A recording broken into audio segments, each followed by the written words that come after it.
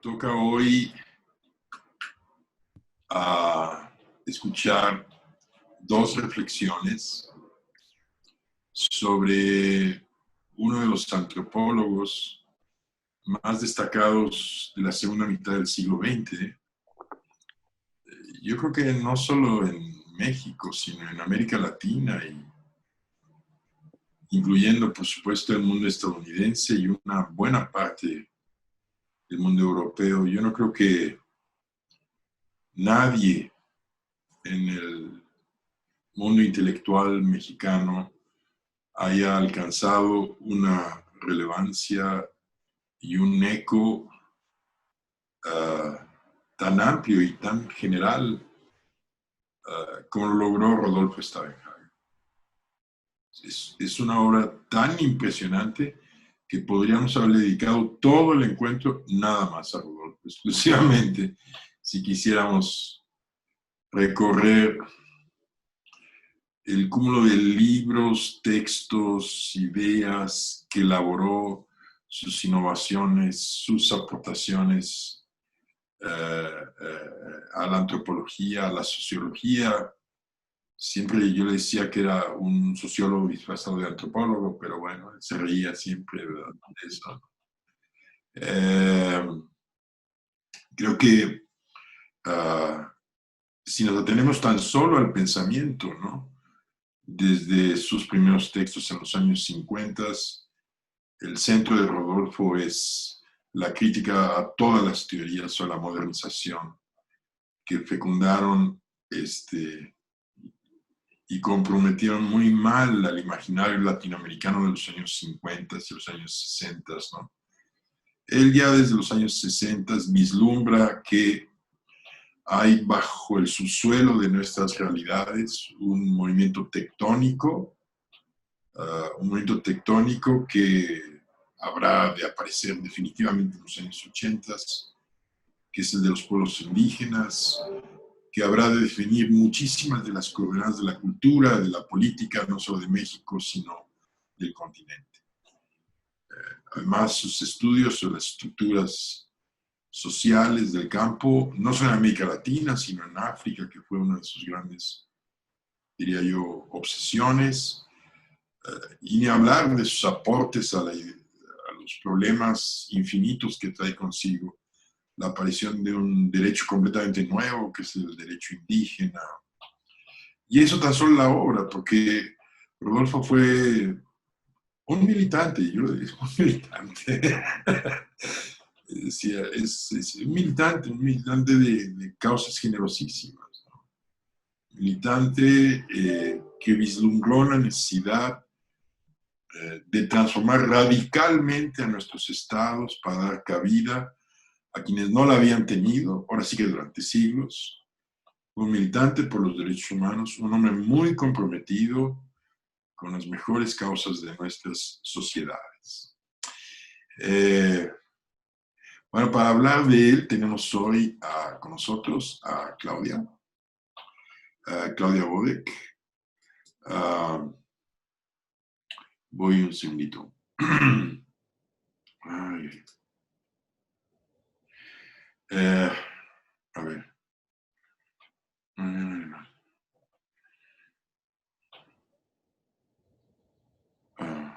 Muy bien.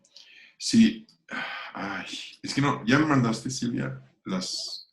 Ya las tengo en mi correo. Disculpen mucho. ya las tienes en tu correo. Si quieres. Ya, aquí las tengo. Okay. Voy a continuar. Sí. Entonces tenemos hoy a dos fantásticos ponentes. Una es la maestra Claudia Bodek.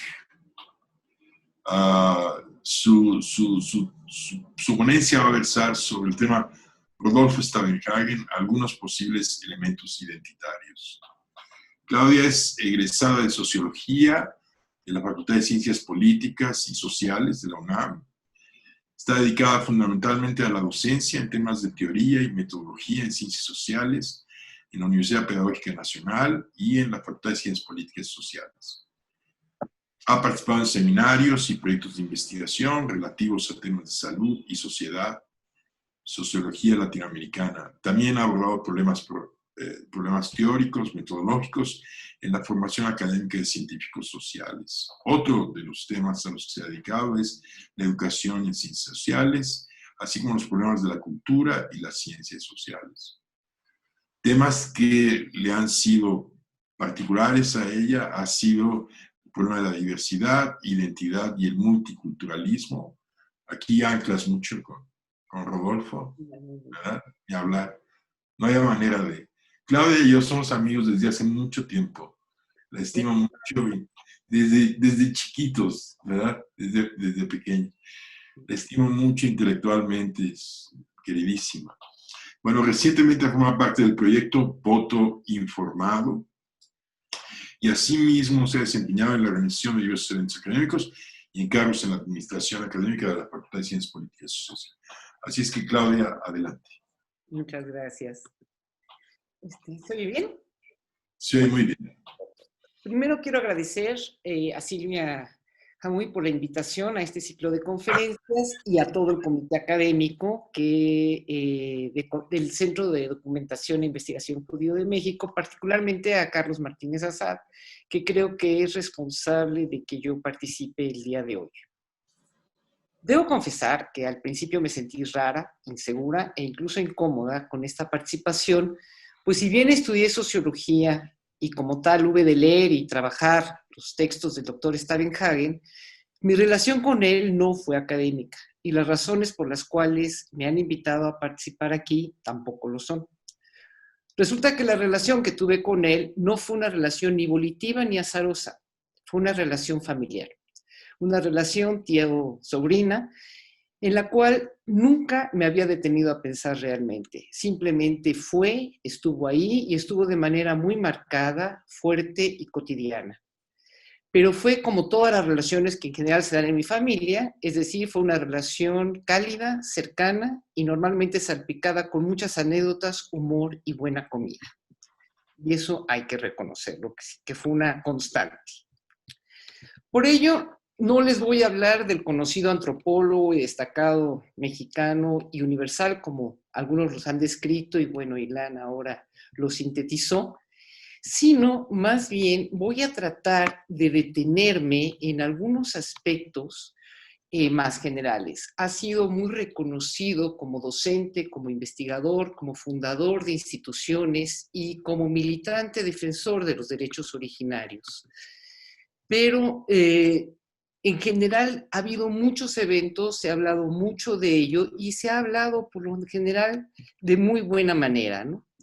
Entonces, yo voy a tratar de hacer un otro acercamiento a lo que pueden haber sido o podríamos pensar que son algunos elementos constitutivos de su identidad.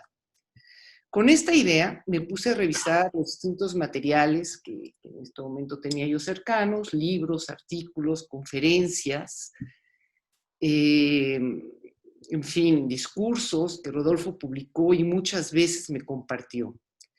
En esta revisión encontré escritos productos de varios eventos que en la segunda década de este siglo se produjeron a razón de premiaciones, de reconocimientos, homenajes y después conmemoraciones que se realizaron ya sea por motivo de sus 80 años o por el doctorado que le otorgó, doctorado honoris causa que le otorgó la UNAM, o al celebrarse los 50 años de la publicación de sus 7 tesis en el Colmex, o seminarios y jornadas en su memoria después. Son trabajos hechos en derredor de sus aportaciones y experiencias, tesis y artículos, y propuestas de ciertas políticas públicas fundamentalmente dirigidas hacia la igualdad y la inclusión. Al revisar un gran número de estos escritos, me di cuenta de lo difícil que es aportar alguna idea nueva o algún dato de interés que no se haya ya dicho, hasta que caí en la cuenta de que podría revisar alguna parte de la correspondencia familiar a la que he tenido acceso y que guardo celosamente. Así que decidí hurgar en aquellos escritos con la idea de encontrar algunas claves distintas a las que hasta ahora han sido usadas para hablar de su identidad. Más bien, en este caso, no de la identidad, sino su identidad. Y he de confesarles que lo he disfrutado enormemente. La lectura de muchas de estas cartas me fue generando inquietudes y preguntas vinculados a diferentes temas, algunos de interés general y muchos de curiosidad personal. Permítanme primero ubicar un poco lo que significa leer cartas, ¿no? Y estas cartas. Son cartas fundamentalmente dirigidas a sus padres, su hermana, mi madre, y a su abuela, que vivían todos juntos. No son cartas individualizadas, sino cartas que escribía en conjunto a la familia, como unidad familiar. Y solo las más antiguas, escribía de manera familiar, no solo las más antiguas, cuando él todavía vivía en el seno de la familia originaria, sino que siempre se mantuvo un tono muy familiar, muy de conjunto, de conglomerado en las cartas que fui revisando. No fueron leídas en orden cronológico ni temático, sino en la manera en que las fui encontrando en la carpeta en la que estaban guardadas. Eran por ejemplo las cartas que guardó mi abuela, su mamá. No fueron leídas, por el contenido de las cartas se puede deducir dónde fueron escritas y cuándo, porque no todas están fechadas, sino que más bien tienen a veces puesto jueves en la tarde, sábado por la mañana, etcétera, etcétera, y no vienen acompañadas de un sobre con el cual, por el matasellos, pudiéramos ver origen y fecha. En general contienen una variedad amplia de temas que se van desde los más mundanos y cotidianos y pasan por observaciones puntuales de su desempeño en trabajos de campo, reflexiones sobre las implicaciones que estos trabajos tienen y comentarios ya después muy banales o muy íntimos de familia, ¿no?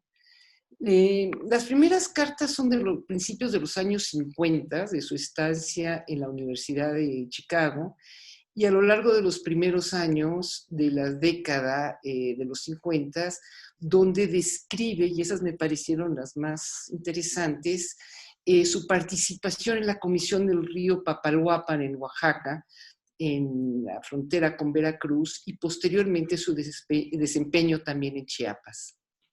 En unas cuantas cartas también narra su estancia en Tijuana, donde realizó la investigación sobre las condiciones de vida y la marginación en la frontera norte, la cual sería después su tesis de maestría.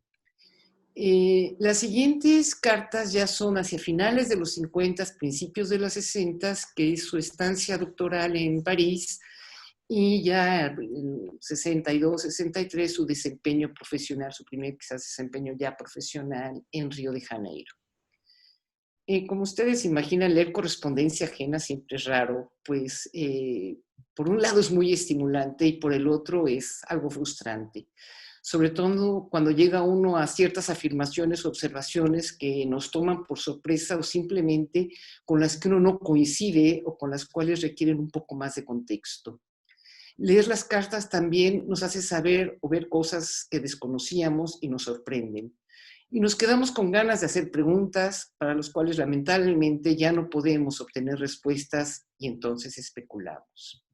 Y de hecho, hace no mucho estuve leyendo una autobiografía de Bruno Schwebel, que fue un refugiado austriaco contemporáneo de mis padres, la cual me topo muchas veces diciendo, qué pena no haberle preguntado a papá, debía haberme interesado más en esto, etcétera, etcétera. Pero bueno, preguntar en ese sentido pues no sirve de mucho, no resuelve mucho. Entonces, entrándonos ya en la historia de la familia Stavenhagen, he sabido que ellos sabemos que llegaron a México en 1940 huyendo del infierno desatado por el nacionalsocialismo alemán y la persecución antisemita. Rodolfo nació en Frankfurt am Main de padres judíos bastante asimilados. Su padre se dedicó al comercio de joyería fina, básicamente porque era el negocio de la familia, y no pudo optar por otro camino, aunque sus intereses estuvieron siempre ligados con asuntos que tuvieran que ver con el arte en general, particularmente con los aspectos estéticos. Aunque nunca ejerció, mi abuelo se doctoró en psicología industrial en la Universidad Goethe de Frankfurt. En aquella época él convivió con muchos de los que hoy en día se le llaman miembros de la escuela de Frankfurt, e incluso fue compañero de bancas y de juegos de Erich Fromm, con quien después convivieran aquí en México bastante. La madre, mi abuela, fue una mujer muy moderna para la época, sensible, culta e inquieta intelectualmente, interesada en la filosofía oriental y el desarrollo armónico corporal. Si bien no eran religiosos, guardaban de alguna manera las fiestas mayores y convivían en algunas actividades de la comunidad. Creo que es importante señalar que Kurt, el abuelo, el padre de Rodolfo, se enroló como como soldado voluntario a los 17 años en la Primera Guerra Mundial. Era un joven alemán que amaba su patria, fundamentalmente amaba la naturaleza, la de sus valles, de las montañas y sobre todo de los ríos que la atraviesan. Y haber tenido que abandonarla, haber sido perseguido, amenazado y expulsado, fue algo que nunca entendió ni aceptó cabalmente mi abuelo. Esa herida estuvo siempre abierta y presente a lo largo de su vida, y de alguna manera se hacía presente en la vida de toda la familia. Salieron de Alemania en el 36 y se instalaron en la ciudad de Génova, Italia, hasta que Mussolini los echó fuera. Lograron llegar a Holanda, donde había familia, y por una gran necesidad de Lore, la madre, y por el azar que la historia de los negocios a veces depara, lograron visas de tránsito a los Estados Unidos para llegar a un país extraño del continente americano, México, del cual pocos sabían o nada. Salieron de Holanda, ese es un dato muy interesante, la misma noche que fue invadida por los alemanes. Así quedó Europa atrás, con el resto de la familia, atrapada en una guerra genocida, recluida en campos de concentración y asesinada en los de exterminio. Quedó atrás, pero siempre los acompañó. Y eso fue, digamos, una marca importante. ¿Es infancia destino, como observa Freud? Si no lo es de forma absoluta, generalmente sí es un elemento determinante en la integración del yo y del yo en el mundo. Sobre todo cuando no es un pasado olvidado, sino un pasado que vuelve a tomar forma en nuevas expresiones de persecución y opresión en el mundo que nos toca vivir. Se llegó a Puerto Seguro. Aquí inició una época de cambios, de descubrimientos, de adaptaciones, de indagaciones, de hartas y varias impresiones. Pero todas estas nuevas experiencias estuvieron siempre acompañadas por el telón de fondo en el cual se buscaba lograr sacar de los campos a los tíos, ubicar qué fue de las abuelas, confortar a la tía que lloraba por los hijos que quedaron en ese Londres brutalmente bombardeado. En fin, así se fue construyendo la nueva vida. Indudablemente el lenguaje es un elemento fundamental en la constitución identitaria del individuo. Apenas tiene 8 años y ya cuenta con el alemán como idioma materno, el italiano en su socialización a través de los juegos en el jardín de niños, y su inicio en el mundo de la alfabetización es en holandés. Luego llegamos al castellano, que lo recibe en México, pero donde obtiene gran parte de su educación en inglés. ¿Por qué hacerlo simple? Si puede ser complicado, diríamos, ¿no?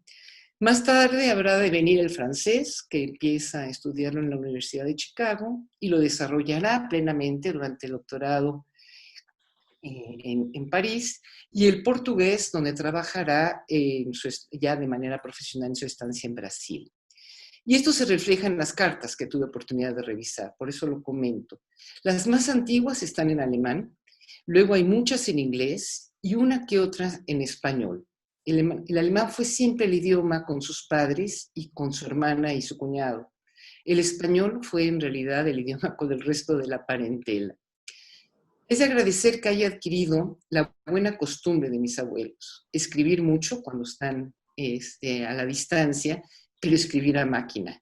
Eso fue un gran invento, pues aunque bastante legible su escritura, nada como un buen teclado.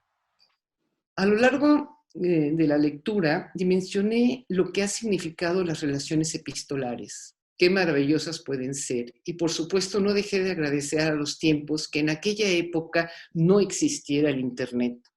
No me imagino cómo se logra acceder hoy a los correos electrónicos de alguien que hace de ellos en uso privado. Se guardan las cartas familiares, las pequeñas notas, se guardan todas. Es posible seguir haciendo largas descripciones, análisis, reclamos, arrumacos en WhatsApp. No, estoy convencida de que no es lo mismo ni es igual.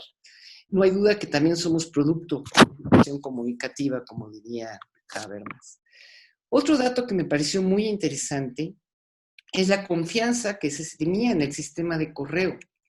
Pues, aunque siempre nos quejábamos de que el correo aquí en México es muy malo y no es confiable, en muchas de estas cartas hace notas como diciendo, si me apuro un poco, alcanzaré a llegar al correo con esta carta para que el avión de las 11:30 que sale de Tuxtla Gutiérrez rumbo a la Ciudad de México 3 veces por semana, se la pueda llevar. Y en una de esas me trae cartas de ustedes, ¿no?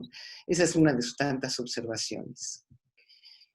Desde un inicio, su vida cotidiana en la Ciudad de México estuvo plagada de numerosos estímulos intelectuales existenciales, los cuales se transformarían con el tiempo en observaciones, investigaciones y propuestas teóricas para posteriormente ser traducidas en actividades y en propuesta de políticas concretas. Quizás una de las primeras experiencias a las que estuvo expuesto fue la cercanía de las actividades organizadas por la comunidad de habla alemana antifascista en la Ciudad de México, aglutinada en el club Heinrich Heine y en su Jugendgruppe, así como en el grupo de adultos que formaban el Freies Deutschland, los cuales congregaban una amplia variedad de expresiones antifascistas, de las cuales se integraban algunos liberales, socialdemócratas, así como comunistas, pero seguramente también muchos sin filiación política. De estas personas o personajes, muchos de ellos convivían en la casa de los Steinhagen. Y ahí destaca la figura de Otto Katz, quien muchas veces firmaba como Andrés Simón, entre otros nombres, y que hoy en día es considerado por algunos historiadores como uno de los agentes más peligrosos de la Tercera Internacional como esta. Simón era un buen amigo de la familia, un hombre muy ilustrado, periodista, ensayista y político en acción, que no dejó pasar la oportunidad de exponer sus ideas y de denunciar al sistema capitalista como generador del fascismo reinante en aquella época. Rodolfo contó en varias ocasiones cuán importante para él fue el escuchar la manera en que Andrés Simón explicaba desde el marxismo la realidad que se estaba viviendo. Pero no solo la explicación, sino pensar en las condiciones y posibilidades de combatir dicha realidad y participar en la construcción de una otra. Andrés Simón fue ejecutado posteriormente como víctima o parte del proceso Slansky. También estuvo expuesto a un ambiente en donde las expresiones, y Rodolfo, ya volviendo a Rodolfo, también estuvo expuesto a un ambiente en donde las expresiones artísticas formaban parte de la vida. Conocedor de pintura, apreciar la música, descubrir las culturas, confrontar la carga cultural europeo-occidental con la mexicana y dentro de México en términos de lo nacional frente a lo originario.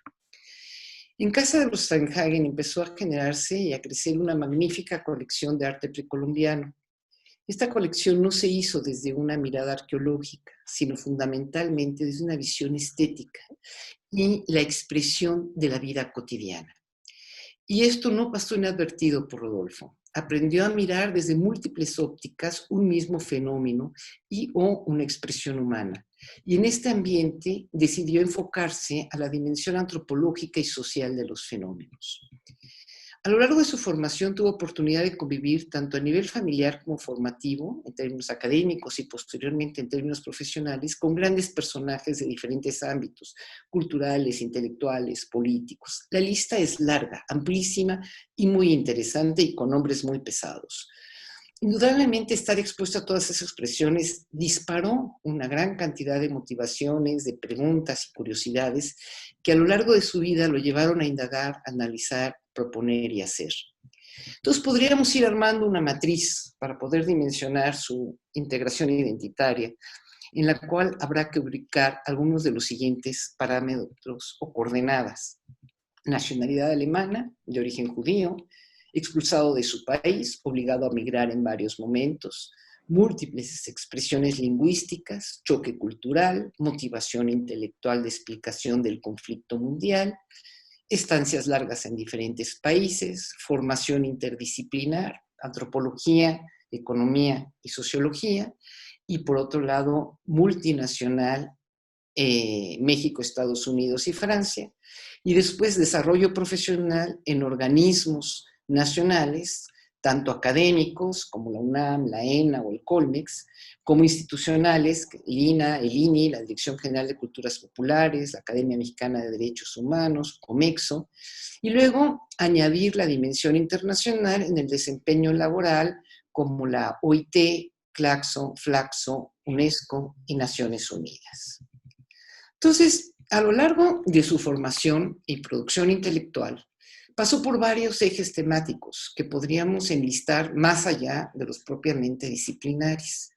De la noción de nación, integración, desarrollo y progreso, pasó al de estructuras, clases y estratos sociales, tercer mundo, independencia y colonialismo interno, subdesarrollo, tercer mundo, liberación nacional, ley y derecho, derechos humanos comunitarios, marginación, exclusión, discriminación, pluralismo lingüístico y cultural, descolonización y el derecho a la propia existencia, respeto a la diferencia y la diversidad cultural como base fundamental para la convivencia nacional. Yo considero que este enjambre de componentes identitarios, más los analítico-conceptuales, podrían seguirse en su producción epistolar, y de las cuales yo solo voy a detenerme en algunos elementos de las cartas del principio que me parecieron muy interesantes. A los 17 años viajó por primera vez a la selva lacandona, invitado por Franz Blum y Gertrude Duby, amigos que eran amigos de la familia, con quienes tuvo una relación cercana y que mantuvo después durante muchos años, y visitó, guiado por ellos, varios pueblos originarios de la zona de Jovel, lo cual reconoció como una experiencia clave en la decisión para su futuro. En ese viaje realmente describe la pobreza y la marginalidad del México rural, y fue ahí donde decide optar por la antropología, con la idea de conocer y entender y participar en el devenir de la realidad del país que pasó a ser su nación. Sus cartas desde Chicago describen cómo va adentrándose en un mundo nuevo, el inicio de su vida independiente, las formas de vida estudiantil y la relación con sus profesores. Luego vienen las cartas de la estancia a la orilla del río de Papaloapan. Ahí esas son las más ricas. Siendo ya estudiante de la ENA, realiza trabajo de campo haciendo estudios en los pueblos que iban a ser afectados por la construcción de la presa Miguel Alemán, la cual inundaría las tierras de los mazatecos. Su trabajo consistía en convencer a la población de los beneficios que la presa traería a la región. Los antropólogos deberían acompañarlos en el desplazamiento físico. Describe sus actividades, las entrevistas que desarrolla con las familias, los argumentos que se dan, aún convencido de que era por el bien común, que era por el bien del desarrollo. En algunas cartas ya se leen observaciones suyas en las cuales no estaba del todo convencido, no tanto del proyecto como en que en verdad se cumplieran las promesas que papá gobierno hacía entonces. Hay como una sensación de incomodidad ante la idea de no poder él organizar, que él no iba a poder garantizar el cabal cumplimiento. Señala, por ejemplo, la prisa por resolver los impedimentos, los tropiezos con los que se van encontrando para poder convencer a la población de dejar sus tierras, cosa que no era su deseo. Cabe recordar que en aquella época la ideología del indigenismo era de corte integracionista, es decir, el progreso se daría en términos de la nación, dejar de ser indígenas para convertirse en verdaderos mexicanos. Y la tarea de los antropólogos era la de apoyar dicha incorporación. En alguna de ellas escribe y traduzco más o menos lo que dice. Yo ahorita no recuerdo claro qué frases estaban en alemán o cuáles en inglés o en español. Nuestro trabajo, y cito, nuestro trabajo era como una carrera, es como una carrera de obstáculos. Cuando salvamos un problema, viene enseguida otro. Es una situación de emergencia continua. Y los indios no la tienen fácil. Cuando uno llega con ofertas y promesas que el régimen les hace, o lo que nunca tuvieron, y entonces no nos creen ni una palabra. Pero si llega alguien con la promesa de 25 pesos que les van a pagar, entonces sí le creen. Muchas veces señala, la falta de confianza, el que no creen que el agua va a venir, creen que los venimos a engañar, no creen que habrá casas a disposición con campos para trabajar, creen que venimos a engañar y eso nos pone en peligro. Y sentencia, la antropología aplicada aquí va a reprobar el examen. Cada día se complica la cosa más y se hace más pesada. Pensamos mucho que esto puede ser un gran fiasco. Estamos a 2 meses antes de la época de lluvias. Los nuevos campos no están listos y solo hay 50 casas levantadas y son 8,000 indios los que hay que evacuar. En una entrevista de tiempos recientes, recuerda esa época y es muy interesante cómo lo ve a la distancia. Dice algo así como, éramos como caciques, nosotros decidíamos cómo iba a ser el pueblo nuevo, cómo sería la distribución de las casas, dónde iría la iglesia y dónde la alcaldía, dónde el centro de salud, la escuela y el cementerio. Era su pueblo, su vida, pero nosotros decidíamos sin considerarlos. En otra carta dice, tienen dudas e inseguridad sobre el futuro. Llevamos familias a Izcatlán a enseñarles las casas, lindas casitas de ladrillo y piso de cemento y con ventanas, lo que en la vida han tenido. Están impresionados. No tendremos problema. Me quedaría aquí, esto es muy lindo, me quedaría aquí durante toda la evacuación. Me quedaré aquí durante toda la evacuación. Pero lo interesante será ver en los próximos 2 o 5 años, no el ahora, sino ver cómo la vida social de los indios se adaptan a la vida occidental, cuáles problemas, cuáles pasos de progreso, cómo van a poder con la presión capitalista, con la industrialización, la deshumanización, cómo sobreviven, si sus tradiciones se mantendrán, sus conocimientos, sus relaciones grupales terminarán o se mantienen. Muy interesante tema para estudios ulteriores. Lástima que no he terminado mis estudios. Me quedaría los próximos 10 años aquí para participar de todo este progreso. ¿Se podrán confirmar las teorías de Erich Fromm? Se pregunta. Aquí no lo creo. Nado, me asoleo y hago excursiones en jeep. Leo, escribo, platico, como naranjas y plátanos y no es del todo mala la comida. Por favor, manden periódicos y revistas. Le pide a sus padres. Muchas veces hizo referencia a la discusión que tenía ya desde entonces con sus colegas. ¿De qué lado debería estar el antropólogo? ¿Con los indígenas o ser un instrumento del Estado burocrático del gobierno que debería solucionar los problemas que las comunidades representaban para el desarrollo? Se trataba de un planteamiento de orden ético. Esto empezó a los 23 años y a lo largo de su formación y desarrollo académico y profesional fue dándole forma a una respuesta contundente, la defensa de los derechos humanos de las comunidades indígenas. Después tuvo también una larga estancia en Chiapas. Sus cartas reflejan observaciones de diversa índole. Parece ser que, entre otras tareas, le tocó filmar y fotografiar comunidades.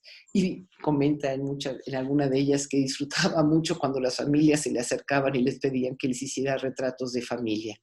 Supongo que todo esto debe estar en los archivos de lo que fue el INI.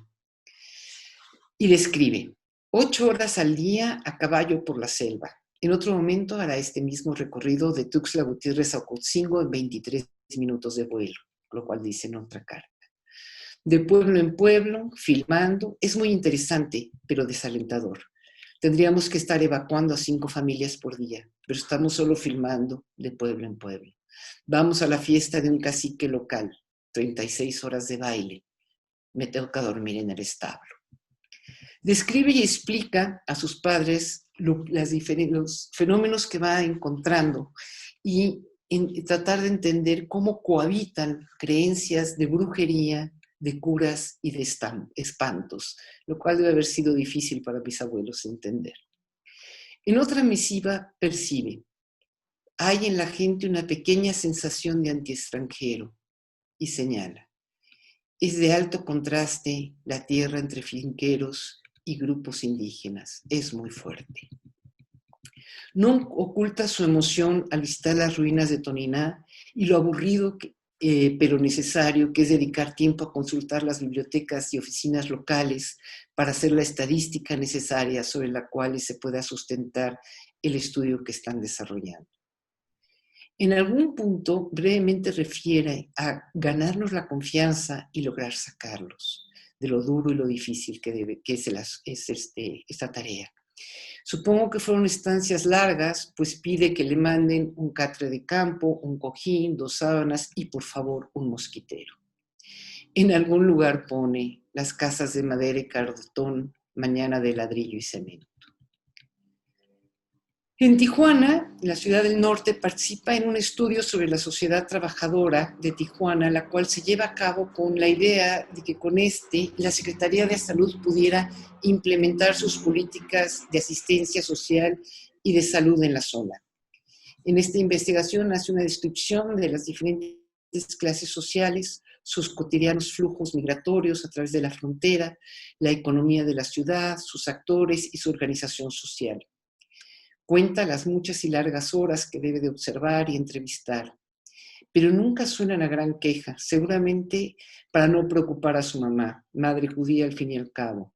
Cierto que en muchas cartas hace referencia a que come bien y variado y que hay fruta y lleva sus vitaminas, y todo ello para tranquilizarla. Y al mismo tiempo pregunta constantemente por la salud de ellas y de ella y de la abuela. En fin, no voy a decir las cartas después van disminuyendo en cantidad de alguna forma, pero pensando, volviendo un poco al constitutivo de la identidad, no habría mejor manera de saber y conocer sobre su sentir identitario como el de preguntárselo directamente. Seguramente contestaría tratando de ser lo más objetivo posible sobre su propia subjetividad. Pero yo me pregunto si esto es posible. ¿O es acaso una tarea de los otros el hablar sobre la identidad de uno? ¿No? En todo caso, revisando algunas entrevistas, encontré la siguiente afirmación sobre sí mismo y su quehacer, que creo sintetiza bastante bien la cuestión. Y dice: fue una época fascinante y estimulante. Se refiere a la época en el río Papaloapan. Estimulante en lo intelectual y en lo personal. Y me acabó de convencer de aquello que aprendí en el Papaloapan, medio siglo atrás. No puede haber ciencia social que valga si no es también una ciencia social comprometida socialmente con los altos valores humanos.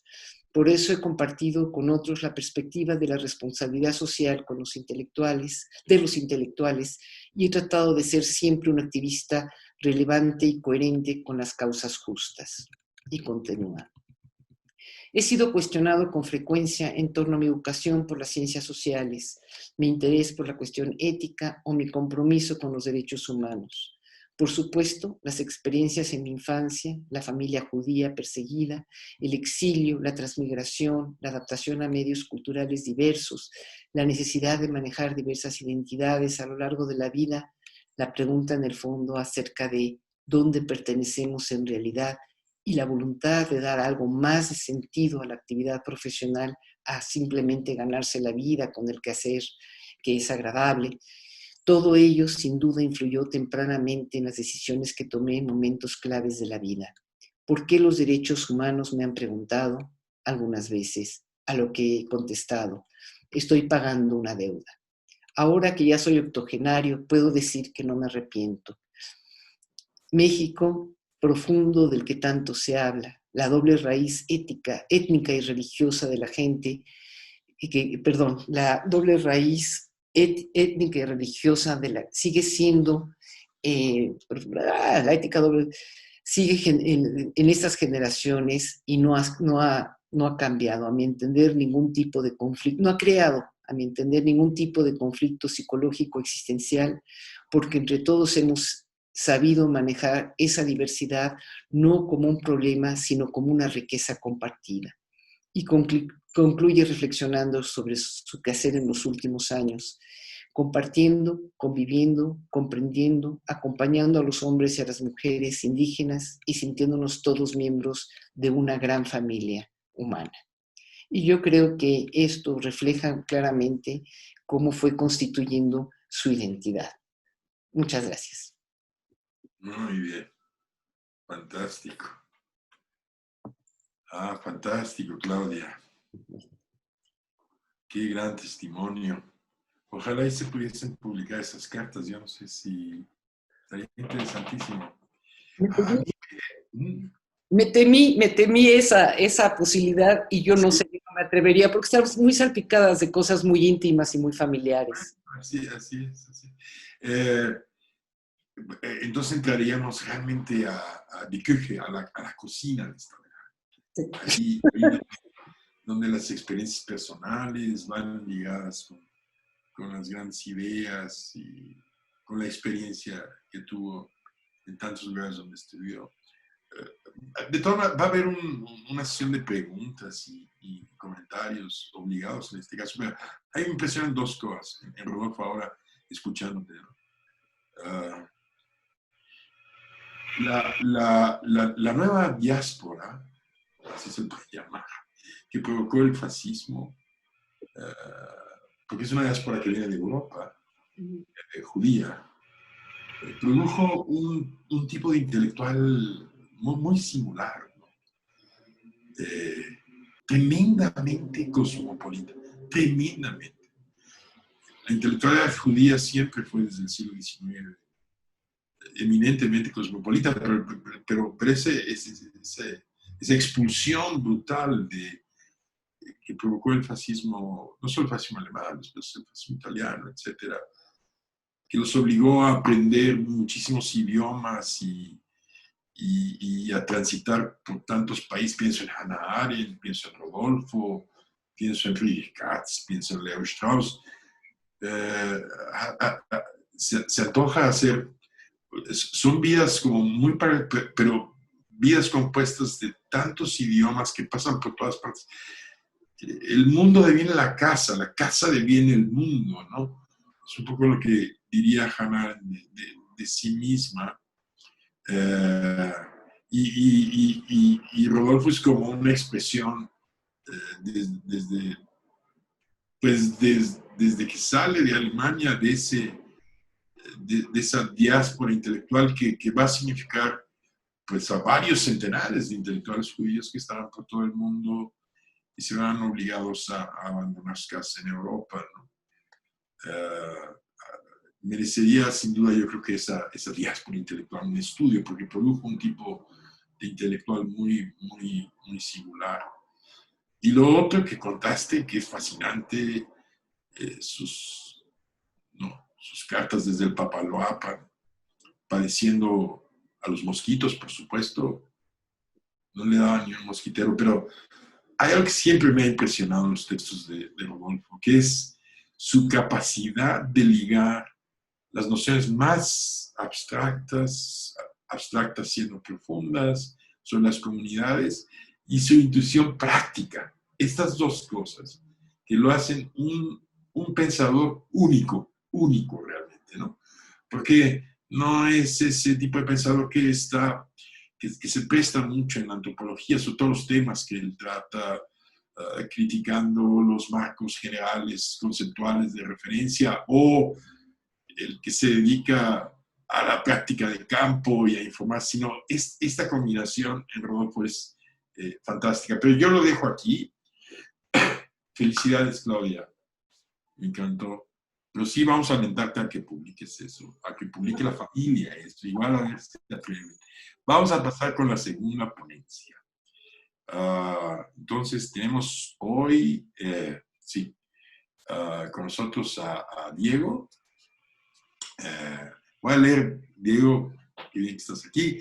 brevemente su semblanza. Dios es ecuatoriano, abogado y antropólogo, especialista en antropología jurídica y derechos de los pueblos indígenas.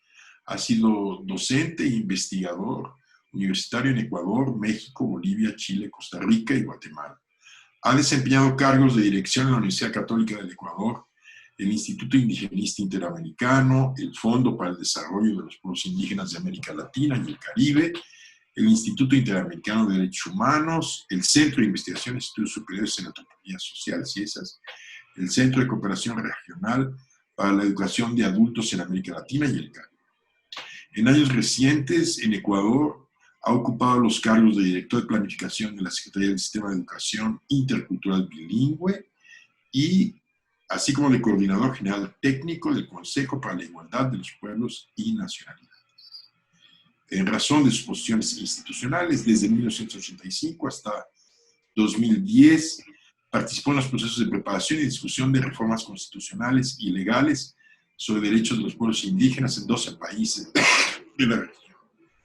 Formó parte del grupo de trabajo de larga duración promovido por Rodolfo Staudenhagen, que está en el origen de una importante especialidad transdisciplinaria, la antropología jurídica. Creo que una de las creaciones de Rodolfo, sin duda alguna, de las cosas más originales, y de una amplia red interprofesional con alcance regional que conecta a académicos, activistas y protagonistas de la vida y el derecho de los pueblos indígenas. Publicó con Rodolfo Staudenhagen el libro colectivo Entre la Ley y la Costumbre, el Derecho Constitucional Indígena en América Latina, que es del año 89, y acompañó las misiones oficiales en los países de América Latina que realizó el doctor Staudenhagen como relator de Naciones Unidas. Diego, tienes la palabra. Adelante. Buenas tardes, muchas gracias Silvia por la invitación. Helio, que debe haber sido el que buscó mi nombre o buscó mi dirección para que me encontraran. Gracias Claudia por esa semblanza de esas zonas poco conocidas de Rodolfo, poco compartidas de Rodolfo. Y gracias a todos los demás, sobre todo a tanto profesor, a tanto maestro que vi en México al paso de lejos y con los que nunca estuve tan cerca como ahora. Todos los que han estado circulando, ahora los encontré alguna vez en 24 años en México, casi una buena parte de mí, una buena parte de mí. Pues quiero compartir dos segmentos, a ver si me despido. Uno, más personal, que da cuenta de algunos hitos en que hice el camino junto con Rodolfo Staudenhagen. Como dijiste, Iván, él hizo muchos caminos y muy extensos por todo el mundo. En algunos pude yo estar cerca o acompañarle, tanto como parcialmente, pero sobre todo en matemática y en aventura de antropología, de derecho, etc. Y quiero hacer una segunda parte de los aspectos que quiero destacar, que ya se han ido tocando, que Rodolfo como académico, Rodolfo como activista y Rodolfo como defensor de los derechos. Pues desde mi primera estancia en México, hace ya 45 años, como estudiante, me fui a estudiar antropología, me fui a hacer una maestría en antropología después de mi carrera de abogado. Busqué conocer a Rodolfo Staudenhagen. Traía la referencia muy fresca en esos años, todavía 2, 3 años que han salido el libro de las clases sociales de las sociedades agrarias. Buscaba respuestas a lo que había sido un poco mi práctica como muy joven abogado en temas de reforma agraria en la ciudad de Ecuador. Y entonces, alguna vez en los primeros 3 años que estuve en México, tuve oportunidad de saludarlo al paso furtivamente, creo que en el viejo edificio del Colegio de México, ahí en Guanajuato. Y ahí recibí un primer legado, fui por unas clases sociales y salí con las 7 tesis. Eso las dos cosas me sirvieron mucho, pero la segunda me abrió un poco o me inauguró a esa vocación regional, a esa nueva forma que mencionaba Julio Masferrer de los 70, ¿no? Ese cambio de los 70 para pensar lo regional en términos del desarrollo del capitalismo, la formación del Estado, etcétera, etcétera. Creo que entré ahí bien, me ha sido importante, pero entré con esa buena vacuna de la ciencia. Hice una segunda instancia en la década siguiente, los primeros 5 años de los años 80, y ahí pude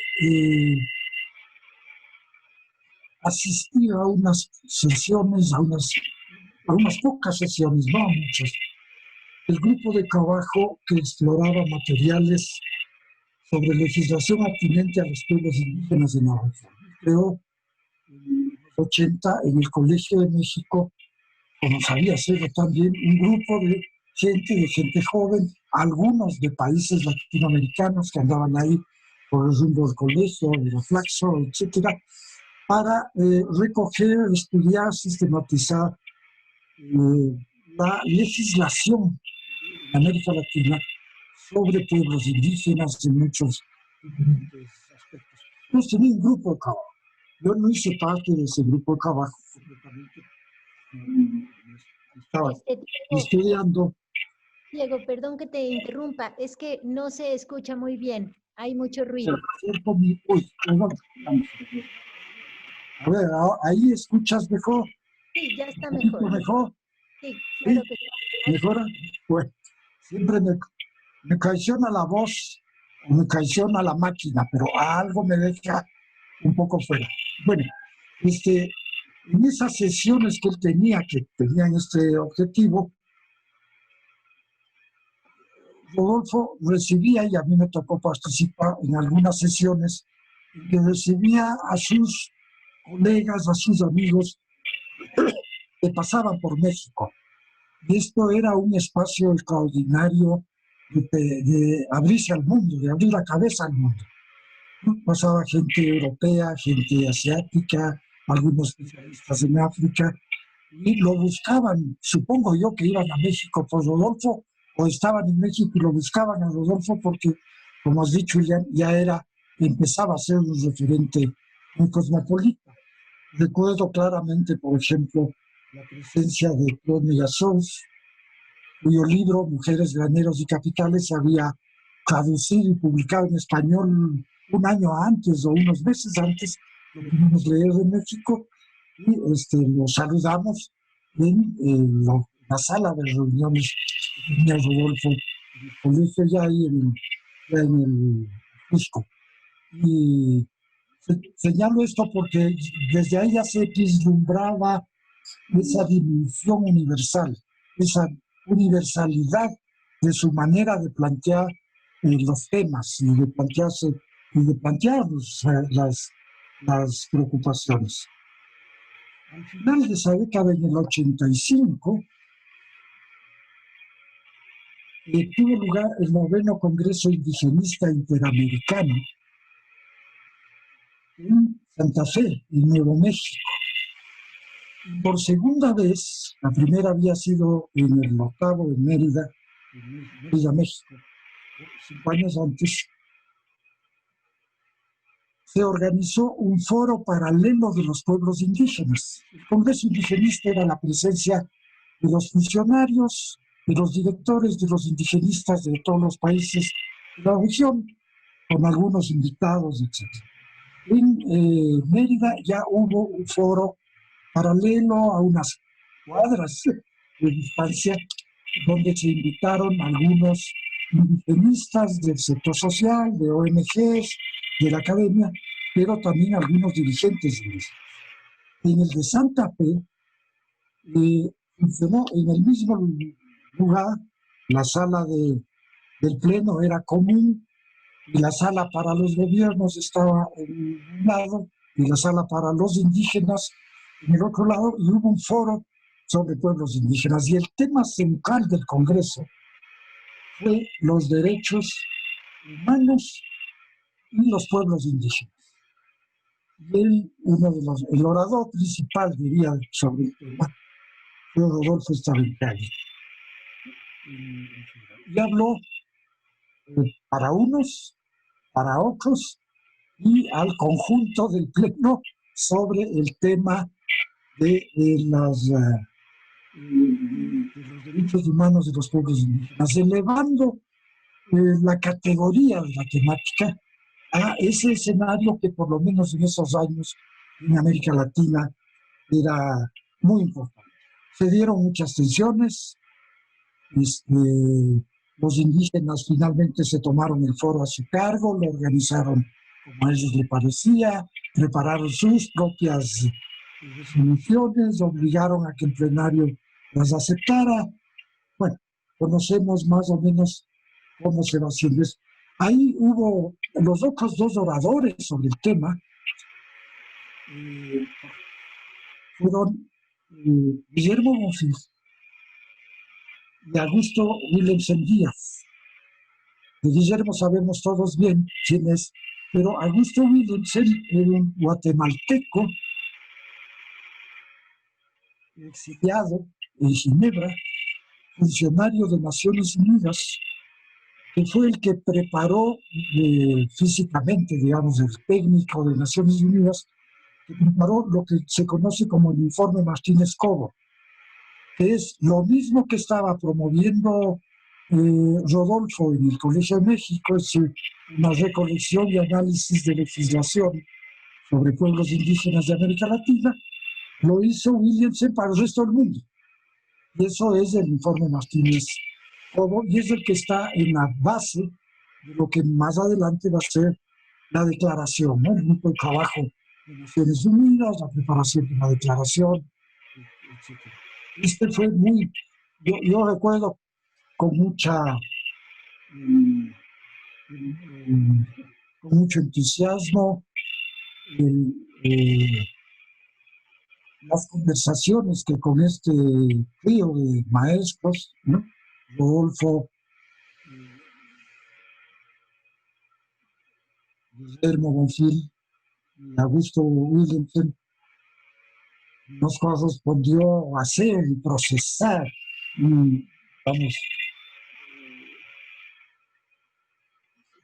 fundar esta reflexión sobre la problemática de los derechos de los pueblos indígenas. Yo considero que para mí fue una suerte, fue una especie de plataforma de lanzamiento. Les pido considerar que yo, un muchacho joven, bastante joven al lado de estos tres maestros. En mi tercera estancia en México, en el año 87 hacia el 90, Rodolfo era presidente de la Academia Mexicana de Derechos Humanos. Y yo fui a México como jefe de investigaciones y editor del Instituto Indigenista Interamericano. Y ahí nos embarcamos en algunas cosas, pero entre otras cosas en coorganizar los primeros cursos sobre derechos humanos y derechos de los pueblos indígenas dirigidos a líderes, dirigentes, intelectuales indígenas de Centroamérica. Esos tuvieron lugar en Pátzcuaro, en Atlisco, en la Trinidad, en 3 años distintos. Otros 2 para gente de los Andes del Norte, que tuvieron lugar en Quito, y 1 para los Andes del Sur, que tuvieron lugar en La Paz, Bolivia. soy sincero al señalar que creo que ahí se regó la semilla. Vamos, había una tierra muy fértil, pero se sembró la semilla de lo que va a pasar en los siguientes 2 décadas, ¿no? Movimientos liderados por gentes que hacen su lucha en la dirección de la conquista de los derechos, del reconocimiento de los derechos, de reconocer que lo que los indígenas reclaman es una parte de los derechos humanos, y que algunos instrumentos internacionales de derechos humanos contienen principios como el artículo 1 de las declaraciones de derechos civiles y políticos y derechos económicos, sociales y culturales, que reconocen el derecho de los pueblos a su autodeterminación. Pues eso lo tomaron ahí y dijeron, nosotros somos pueblos indígenas y tenemos derecho a labrarnos un destino dentro de nuestros estados, y si no es posible, fuera de ellos. Lo tomaron un poco de estas primeras actividades en las que señalo estos cursos, pero de las cuales estuvieron llenos de estos años 80, ¿no? De actividades con la participación ya directa de los indígenas. Al mismo tiempo, ya funcionaba el grupo de trabajo sobre derechos indígenas en Ginebra, en el seno de Naciones Unidas, que se convirtió en una plataforma muy, muy importante. También en esos años coincidí con Rodolfo. Rodolfo era vicepresidente del Instituto Interamericano de Derechos Humanos, que tiene sede en San José, Costa Rica. Y con la influencia que le correspondía como vicepresidente del instituto, en los que trabajara ahí, el instituto tenía un cuadro ejecutivo, introdujo plenamente el tema de los derechos en el quehacer del plano de derechos humanos. Formó un grupo de trabajo que fue auspiciado, pagado, financiado a través del Instituto Interamericano, y que juntó un grupo muy importante de abogados indígenas de toda América Latina, con algunos otros abogados no indígenas, pero solidarios con ellos, que prepararon la primera versión para una declaración de derechos de los pueblos indígenas de la OEA, que se llegó a formular después de la de Naciones Unidas, pasado más o menos en el 2010.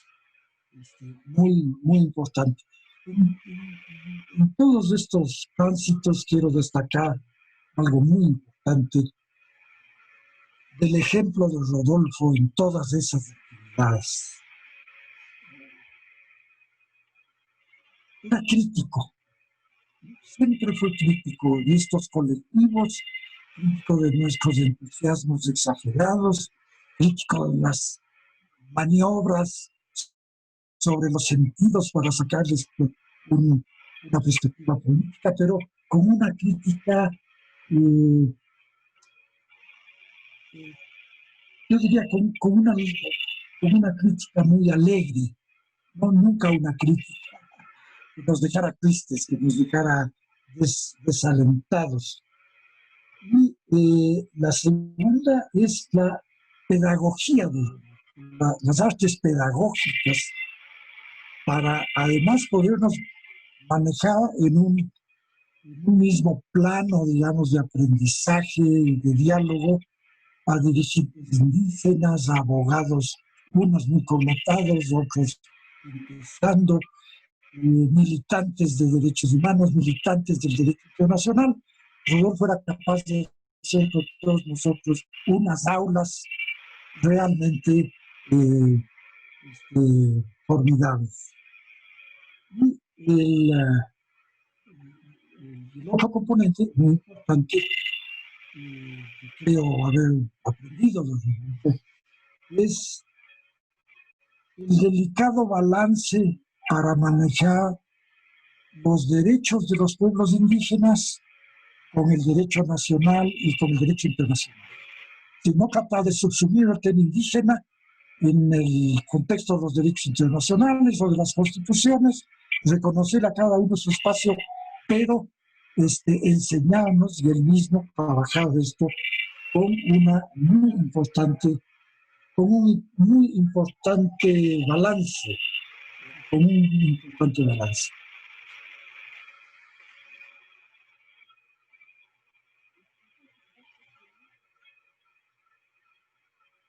Finalmente, de esa época, un poco antes de los 90, digamos de los años anteriores a los 90, es la construcción de un grupo de trabajo entre el Colegio de México, el CIESAS, el Instituto de Jurídicas de la UNAM, INI, y a veces con la participación de algunos colegas de sociales también de la Universidad Nacional Autónoma, y con compañeros de la Metropolitana, de la Universidad Metropolitana, básicamente de antropología. Ahí se formó con la anfitrionía de Rodolfo en el Colegio de México, se formó un colectivo que empezó a discutir estos temas de la división entre antropología y derecho, que acabó con el aparecimiento, el afloramiento de esto de la antropología jurídica, que viene a ser una especie de especialidad. Una especialidad del derecho o una especialidad de la antropología, según desde dónde se vea. Pero que en todo caso, sea del derecho o sea de la antropología, es una especialidad de la ciencia aplicada. Tiene ese carácter muy importante de ser aplicada, porque nace de frente a la problemática, a las dinámicas que se estaban viviendo en la región y en los países en esos años directamente, ¿no? Esto me parece que es muy valioso, y cuando Rodolfo habla de la etnografía activista, se reconoce a sí mismo como un antropólogo aplicado en uno de sus últimos textos, un texto que escribe él después de haber pasado los 7 años como relator de Naciones Unidas, ¿no? En general. Y ahí dice, esto es una etnografía de un activista, ¿no? O esto es una antropología aplicada a los derechos de los pueblos indígenas. Ese grupo de trabajo que se creó en el colegio fue puesto en contacto con ayuda del propio Rodolfo y muchas gentes, con colegas de América Latina que trabajaban en el mismo tema. Chilenos, argentinos, brasileños, colombianos, gente de Perú, mucho de Guatemala que estaba cerca. Y esto dio origen a una red latinoamericana muy importante que se acabó de constituir como una cosa que se llama Relajo, que sigue teniendo un congreso bianual, de la Red Latinoamericana de Antropología Jurídica, y donde esto sigue avanzando de una manera muy importante. Tanto que en el CIESAS, por lo menos en los primeros años del 2000, en el CIESAS hubo una maestría de Antropología Jurídica en los 90, o con una especialidad CIESAS, y en el doctorado de Antropología del CIESAS de Ciudad de México es una especialidad, en realidad, en aprendizaje y el desarrollo de la antropología jurídica. En la última década del siglo XX, a partir del 90, y en el ambiente del quinto centenario, me metí en una aventura importante en mi vida, que fue diseñar, negociar, poner en marcha y dirigir el Fondo para el Desarrollo de los Pueblos Indígenas de América Latina y el Caribe, un proyecto de una facilidad financiera para orientar recursos hacia el desarrollo de los pueblos indígenas, un desarrollo que fuera definido por ellos. Y este es un organismo, todavía vive, tiene la sede en la ciudad de La Paz, en Bolivia, es un organismo internacional muy sui generis porque está constituido de modo bipartito entre los gobiernos y las organizaciones indígenas de los países latinoamericanos. Está gobernado por una asamblea general bipartita, mitad indígenas, mitad gobiernos, y tiene un consejo directivo también bipartito, un consejo ejecutivo. Por fortuna para esta institución y por fortuna para mí, el consejo directivo del fondo en su primera reunión eligió como presidente a Rodolfo Stabilizar. Los 10 años que estuve yo frente al fondo, conté con el apoyo de Rodolfo como presidente la primera mitad y de Hugo Cárdenas, que fuera vicepresidente de Bolivia, como presidente de ese consejo directivo. Y esto me enseñó, o de aquí puedo proyectar otra virtud importante de Rodolfo. Rodolfo, desde el principio, con él preparamos mucho de las ideas centrales, hubo una comprensión perfecta de las distancias y de las complementariedades entre el rol de la presidencia, que estaba residenciada en México, y el rol de la secretaría, que estaba establecida en Bolivia. Y contribuyó a construir una gobernanza institucional muy eficaz, pero sutil como un tejido de una artesana indígena de Bolivia o una artesana de Oaxaca o un bordado de Chiapas, una gobernanza institucional muy importante. Un colaborador extraordinario del proyecto, un hombre que abrió puertas en todos lados, no había quien se negara, gobierno, presidente de la República, ministro de Relaciones Exteriores, que se negara a recibir a Rodolfo Stabilizar, acompañado pues de su aparato institucional que iba a hacer negocios diplomáticos, negocios de financiamiento, compromisos de proyectos, etc.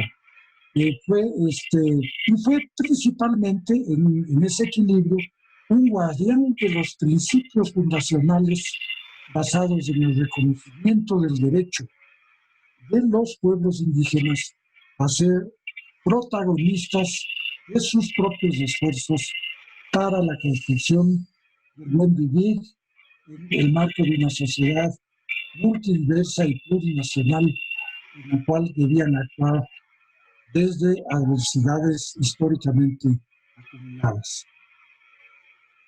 Cuando Rodolfo fue nombrado relator de derechos indígenas en la Comisión de Derechos Humanos de Naciones Unidas, volvimos a coincidir. Para ese entonces yo era coordinador de la Unidad de Investigaciones Aplicadas del Instituto Interamericano de Derechos Humanos. Y estábamos en ese plano interactuando con Rodolfo. Y ahí quiero solo referir dos cosas importantes. La una fue los 7 informes, 7 años que fue redactor, 6 años que fue redactor, los 7 informes que preparó Rodolfo de su mandato como redactor. Esa es una agenda, ese es un libro, yo creo que es el último libro de Rodolfo como tal, ¿no? Porque después hace algunas cosas que ya son recopilación de discusiones. Esa es una gran propuesta. Así él empezó con las 7 tesis divulgadas, cerró con broche de oro con los 7 informes sobre los derechos de los pueblos indígenas en el mundo, porque no era ya solo en América Latina. Eso fue una cosa muy importante. Realizó 11 misiones oficiales en esos años, 6 América Latina y 5 entre el Asia y el África. Y realizó 9 visitas no oficiales cuando era invitado por universidades o cuando no había una invitación del gobierno propiamente dicho, ¿no? Y sobre todo de las visitas oficiales, produjo informes que son unas piezas muy importantes, muy profundas de su sensibilidad. Yo tuve la suerte de que Rodolfo me invitara a ser parte de ese equipo en las 7 visitas que hizo a Guatemala, Colombia, Chile, México, Bolivia y Ecuador. Acompañarle durante las visitas, colaborarle con mis notas de campo a la integración de los informes preliminares, caminar juntos a pie, en vehículos, en helicópteros, solos, acompañados por funcionarios públicos, acompañados por dirigentes indígenas, a veces bajo presión, a veces con mucha independencia en los caminos de los indios de México, las aldeas maltratadas de Guatemala, las plazas donde resuenan las concentraciones de las nacionalidades indígenas de Ecuador, el sur profundo de los mapuche y las tierras bajas de los indígenas bolivianos y las luminosas cordilleras y profundas selvas de la Colombia indígena, junto con Rodolfo a su servicio, a su mando. Es una experiencia muy entrañable en mi última estancia en México, la más larga de todas, fue después de la de Costa Rica, del 2006 al 2017. Del 6 al 12 estuve en la Ciudad de México, en el CIESAS, como director académico, y del 12 al 17 estuve en el CIESAS, en Pátzcuaro. Un poco como para remarcar en esa cuna del pensamiento, de la actividad indígena y el nacimiento de esa autonomía tan importante como experiencia en la de Cherán. Ya no hicimos muchas tareas. Rodolfo estaba un poco menos activo, yo estaba un poco menos activo también.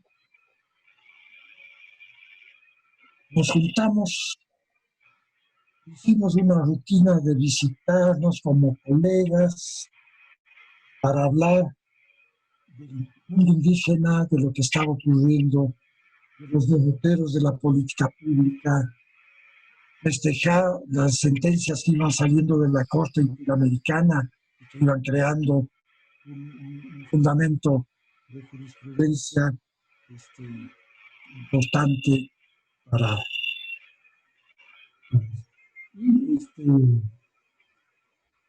compartir como familias, como parejas, porque ya para esos años Rodolfo hacía una vida de pareja con los hijos ya lejos de casa.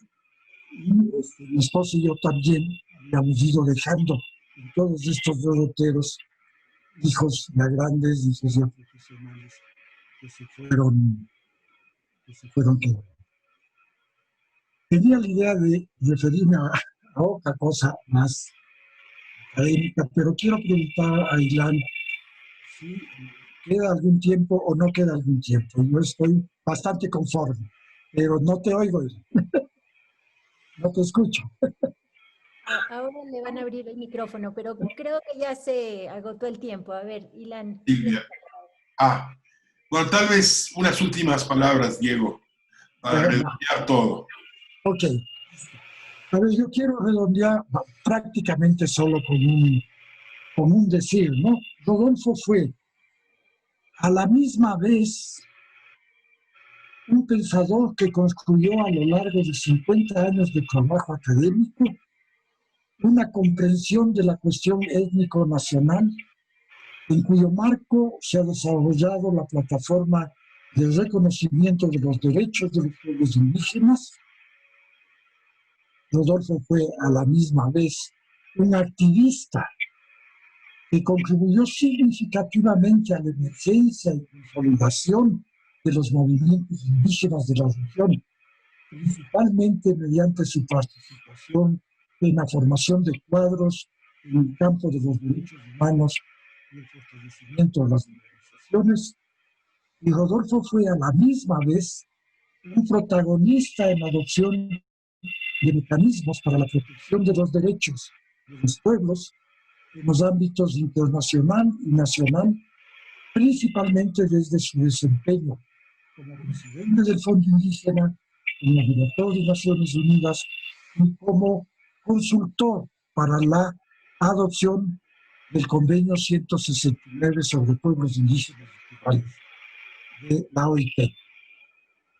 Al conmemorar la vida de este maestro generoso, colega ejemplar y amigo entrañable, reconozco en él al iniciador de una tradición de estudios comprometido con una causa que comparto. Y celebro haber estado cerca de él en esta dilatada marcha hacia una utopía en la que se juntan la justicia, la democracia para el imperio de la diversidad. Muchas gracias a todos.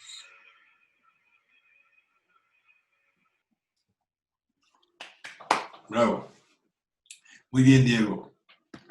Extraordinaria esta memoria que nos transcribiste de tu vida. Así fue, junto con la de Rodolfo, en ese largo camino que, bueno, va a haber que ponderar en los próximos años, en las próximas décadas.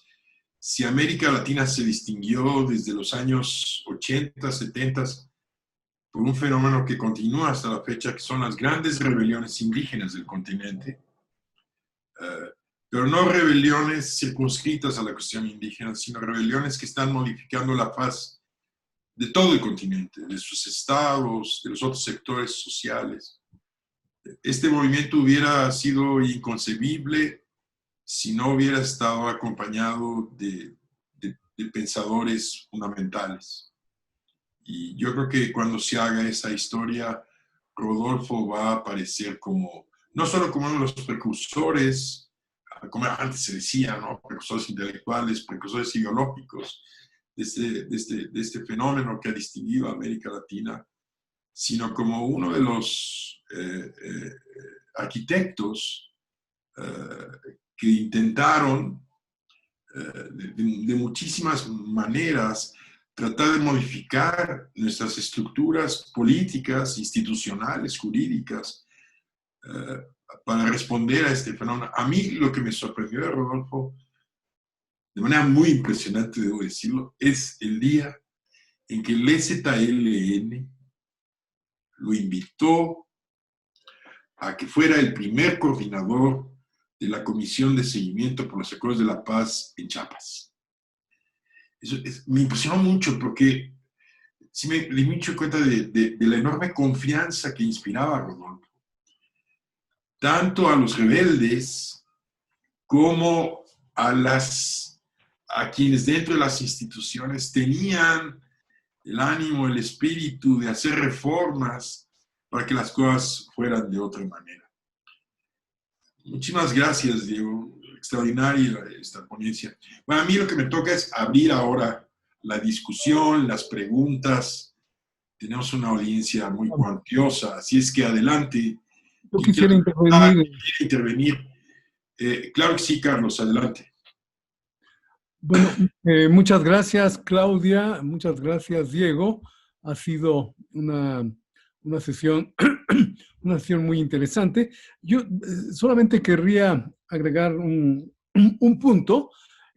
Stavenhagen fue un excelente profesor. Yo fui su alumno en 2 años consecutivos y ahora me queda más clara lo que pensaba yo de él después de escuchar a Claudia, porque en efecto él nos hablaba de la cuestión agraria en México, pero siempre estaba haciendo referencias a Europa, a Francia particularmente, uno de sus teóricos era René Dumont, al que el autor de Tierras Vivas, al que le daba mucho peso, nos lo hizo leer y bueno, es interesante como estudiante siempre es difícil leer lo que los profesores dicen, pero todo lo que él planteaba lo leíamos. Me acuerdo en esos años que además se atravesó el problema de la polémica sobre 7 tesis equivocadas sobre América Latina, que fue muy importante, y con la publicación de La democracia en México, él se metió de lleno al asunto del colonialismo interno y el debate que se estructuró a raíz de este concepto fue muy importante para esos años. Así es que yo le guardo un enorme respeto, consideración como maestro. Lo seguí tratando prácticamente toda su vida y bueno, me di cuenta de toda esa actividad que ha relatado Diego, que realizó y que desembocó en todo este asunto de los derechos humanos indígenas particularmente. Así es que creo que lo único que demuestra este evento con las personalidades que hemos escogido para esta ocasión es que podríamos seguir hablando mucho de cada uno de ellos. Así es que los felicito mucho solo quiero terminar con un apunte que no dije ayer en relación a Franz Tannenbaum. Se preguntó sobre las actividades o la preocupación de Tannenbaum por la comunidad judía, por los judíos en México, y yo no me atrevía a decirlo en ese momento hasta no rectificar mis fuentes, pero resulta que yo mismo escribí un artículo donde hablo de las dificultades para establecer una colonia judía en México, en Tabasco, y me encuentro que Franz Tannenbaum está entre los impulsores si no impulsor, cuando menos de los que defendieron esa propuesta. Se reunió en la embajada de Washington con el Comité de Refugiados de Estados Unidos para hablar de este asunto y por su mediación insistió con Cárdenas. Claro, fue un papel que no resultó tan a favor del establecimiento de esa comunidad judía. Se proponía en Tabasco en 1939 y finalmente pues Tannenbaum también aceptó las excusas del gobierno mexicano en términos de que los problemas de desempleo y tal podían generar una ola de antisemitismo porque ya había muchos judíos en diferentes partes del mundo que estaban saliendo, desde luego, de Europa, todo esto que se ha comentado ahora durante las persecuciones del nazismo, y entonces eso habría dificultado mucho su presencia de esa manera tan articulada en México. Franz Tannenbaum estuvo involucrado completamente en todo ese asunto, y hasta no revisar mis documentos me atreví a mencionarlo, y como ayer se habló sobre este asunto y no se tuvo muy clara la idea de la preocupación que hubiera mantenido sobre los judíos, lo digo ahora. Creo que todo esto es importante para ir cerrando, Silvia, este ciclo de conferencias que realmente pues lo único que veo es que nos abre la perspectiva para seguir adelante, para continuar un poco con las ideas que habíamos expuesto. Por ejemplo, el de ahora sí, como algunos habían dicho, escritoras judías, que tenemos un número considerable en México, y bueno, ver cómo podría seguirse estructurando algo que pudiera dar continuidad a esto, no para parar en un próximo evento, sino simplemente para abrirlo y dejarlo como algo de tanto interés para las diferentes actividades, las diferentes formas de pensamiento que impactaron a la sociedad mexicana de parte de los pensadores y pensadoras judías. Muchas gracias y muy buenas tardes. Muy bien, Carlos. Muchas gracias, Carlos. Muchas gracias. Sí, ¿Quién gracias, más gracias. quiere tomar la palabra? ¿Decir algo? Está abierta la mesa, como se decía. Bueno, insisto en que, Claudia, qué bueno que te insistí, porque creo que tienes que escribir sobre todo esto, como ya te lo he comentado en otras ocasiones. Y aunque no sea el caso, cuento que que Rodolfo Stavenhagen fue mi profesor, después yo tuve oportunidad de ser profesor de Claudia Bode. No me veo tan viejo como parezco, pero digo, no soy tan viejo como parezco, pero Claudia fue mi alumna, muy destacada porque no paraba de hablar en clase, pero bueno, mucho gusto, me da mucho gusto siempre de poder departir con ella. Gracias.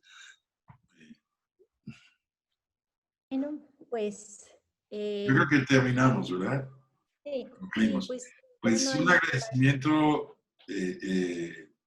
muy, muy efusivo a Claudia y a Diego. Dos ponencias que nos ofrecen una mirada muy profunda de dos lados de la vida de Rodolfo, desde su lado más íntimo hasta el lado del activista, el militante, el intelectual comprometido. Eso fue, ¿no? Ese gran sueño del siglo XX, un intelectual dedicado a la praxis. Yo creo que de manera, pues no silenciosa, pero no rimbombante, sino de manera totalmente eficiente, materializada en la historia intelectual y política de Rodolfo Stavenhagen. Yo me sumo totalmente a la propuesta de Carlos. Creo que el siglo debe continuar con las escritoras, también con los escritores, que hay bastantes. Hay dramaturgos, hay pintores. La comunidad intelectual judía ha producido creaciones sustanciales, no para la cultura mexicana, sino en la cultura mexicana, como judíos mexicanos. Me sumaría totalmente a la propuesta.